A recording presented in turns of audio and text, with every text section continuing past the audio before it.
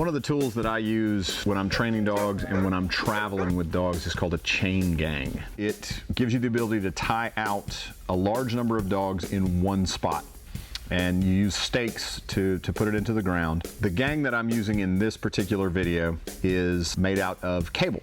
And we started doing the cable chains a few years ago, mainly because they're light and they're easy to travel with. The way our leads are set up, they have a snap on each end so you can remove the lead, and I actually use them as a lead to walk my dogs back and forth on the truck. When I'm on the road, I've got at least 8 dogs with me and sometimes as many as 12. And so on a 14-hour trip, I'm going to want to stop at least 3 times and air all of my dogs.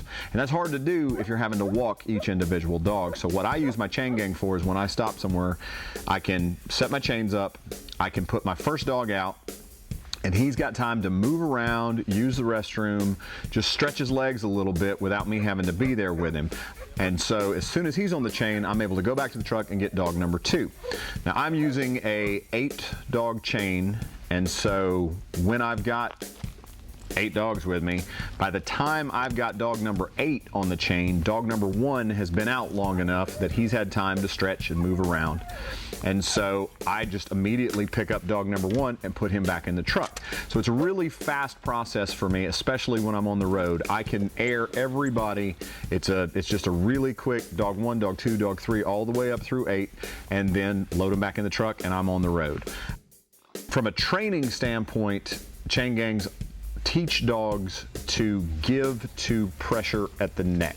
When dog number 1 moves, dog number 2, the chain also moves for him, and so they get very accustomed to feeling pressure on the neck and having to give to that. The dogs learn without you having to put your hands on them that they have to give to neck pressure, and that can be really handy when you're teaching a dog to come to you or teaching a dog to heel. When we're working a group of dogs, we will set a chain gang up and let the dogs that are not being worked watch us while we're training the other dogs, and it's sort of the classroom, and that allows them an opportunity to see other dogs work, gives them a place to rest and relax and just to think about what's happening, and it's a great place for them to learn.